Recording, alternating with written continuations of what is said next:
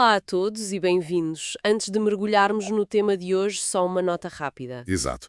Para quem nos acompanha há mais tempo, talvez note algo diferente. O Leak Dropcast é agora o Leak Dropcast by Megaverse.pt. Uma nova imagem, a mesma vontade de ir ao fundo das histórias. Exatamente a mesma. E a história de hoje é muito especial. Começa com uma frase: Bem-vindos a 1998. Uma pausa, e com estas palavras o David Fonseca não começou só um concerto, começou uma máquina do tempo. É uma frase de abertura que arrepia, porque cumpre o que promete. E é a porta de entrada perfeita para a análise que temos aqui. Um artigo do Megaverse.pt, do Pedro, que olha para o concerto dos 30 anos dos Silence 4, no Porto, e vê algo muito para além da música. Exatamente.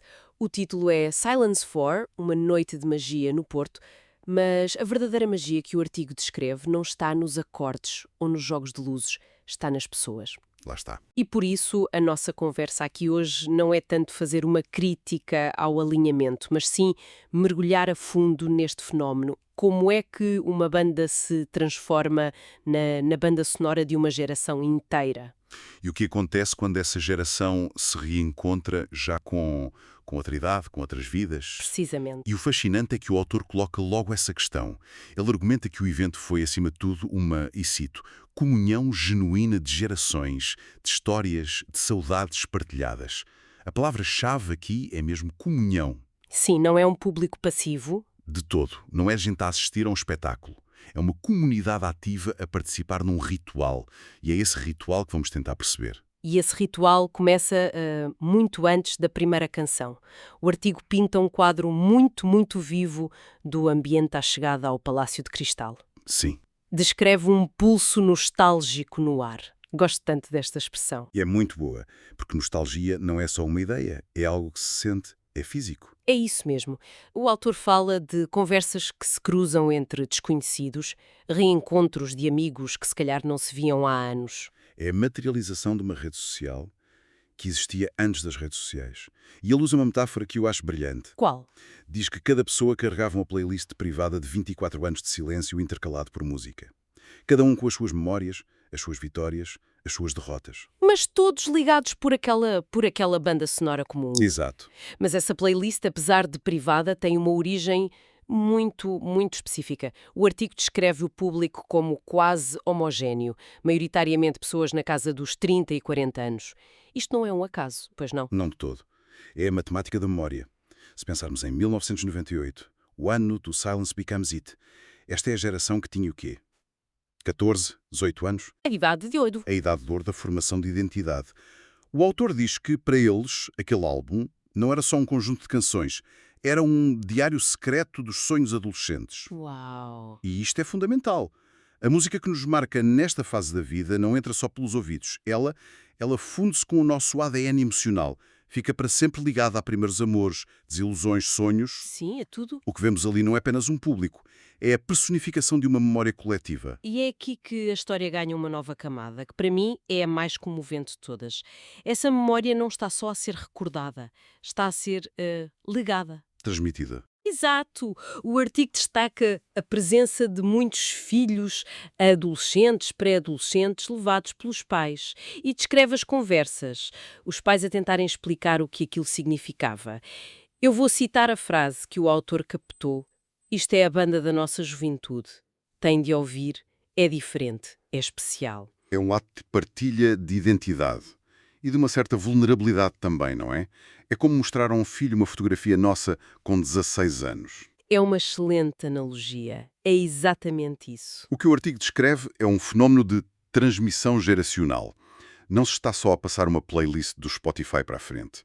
Está-se a partilhar um pedaço da própria história. Um artefacto cultural que ajudou a definir quem somos. Precisamente. O autor fala na criação de uma terceira cadeia de ouvintes. Há a geração original, a que descobriu a banda mais tarde, e agora é esta, que a recebe como uma herança. A música aqui é uma ponte. E essa ponte foi construída de uma forma muito deliberada naquela noite. A produção do espetáculo parece ter sido crucial para criar esta imersão. Sem dúvida. O autor elogia imenso a forma como o palco, e cito de novo, transpirava anos 90. O que me intriga é a descrição visual, estática imagens granuladas, paletas de cor neon. Na nossa era de 4K, por que é que esta estética lo-fi funciona tão bem? Porque a memória não é em 4K. Pois não? A memória é imperfeita, é granulada, tem falhas. Ao recriar essa estética vintage pós-internet, como o artigo a descreve, a produção está a criar um atalho sensorial para o cérebro. Faz sentido. Não estão a dizer isto é como era, estão a dizer isto é como te lembras que era. É uma diferença subtil, mas crucial. Aquela estética visual tipo cassetes VHS contorna o nosso cinismo de adulto e fala diretamente com a nossa memória emocional. Não é uma recriação, é uma invocação. Uma invocação que precisa de um gatilho.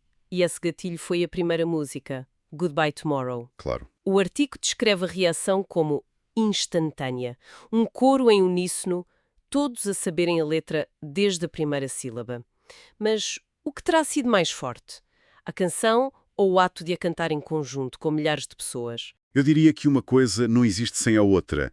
A canção é a chave, mas a porta que ela abre é da memória coletiva.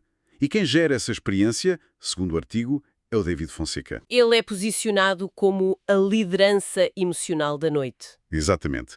Não é só um músico. A sua entrega, a forma como se conecta, transforma o evento. O autor tem uma observação muito perspicaz. Diz que o concerto não acontecia só no palco. Acontecia na cabeça de cada um dos presentes. Isso mesmo. Ele não está só a cantar para eles. Está a dar-lhes permissão para viajarem no tempo dentro das suas próprias mentes. Ele é o curador das memórias daquela noite. E essas memórias não são apenas cor-de-rosa. O artigo toca num ponto mais sóbrio e, para mim, mais profundo. As ausências. As ausências. Diz que a união vinha não só dos reencontros, mas também pelas ausências. Pelos amigos que já não estão, relações que terminaram, a música como âncora para os bons e os maus momentos. Exato. Isso impede que a noite se torne só um exercício de nostalgia superficial. O que o autor descreve é uma nostalgia completa, que aceita a luz e a sombra do passado.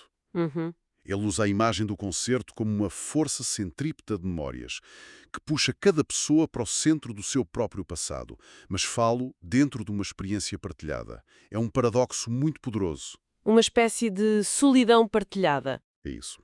Cada um está a viver a sua viagem interior, pessoal, talvez até solitária, mas ao olhar para o lado vê milhares de pessoas a fazer a mesma viagem. Isso é incrivelmente unificador. Valida a experiência de cada um. E essa validação também está ligada à identidade da própria banda. O artigo levanta um ponto que hoje se calhar parece menos óbvio, mas na altura foi crucial. Cantar em inglês? O facto de uma banda de Leiria, nos anos 90, cantar maioritariamente em inglês. O autor descreve a escolha como corajosa, quase distópica. Como é que algo que podia ter sido um fator de alienação se tornou um pilar da identidade deles? Se nos colocarmos no contexto do final dos anos 90 em Portugal, foi um ato de afirmação tremendo. O país vinha da Expo 98, havia um sentimento de abertura ao mundo. Sim, uma vontade de ser cosmopolita. E os Silence Four capturaram esse espírito. Ao cantar em inglês, não estavam a rejeitar a identidade portuguesa, estavam a dizer que a identidade portuguesa podia ser universal. E a provar que não era preciso ser de Lisboa ou do Porto. Exatamente. O artigo refere como Leiria, uma pequena terriola, se tornou o epicentro de uma das maiores mudanças na música nacional. Eles provaram que se podia ser local e global ao mesmo tempo. Juntaram, como diz o autor, Portugal, mundo, idioma, sentido de pertença e vontade de expandir horizontes. E essa fórmula permitiu que uma geração inteira se sentisse simultaneamente muito portuguesa e muito cidadão do mundo. O inglês deles não era o de Londres ou de Nova Iorque. Era um inglês que soava a nosso. Que soava a nosso, que falava das nossas inquietações.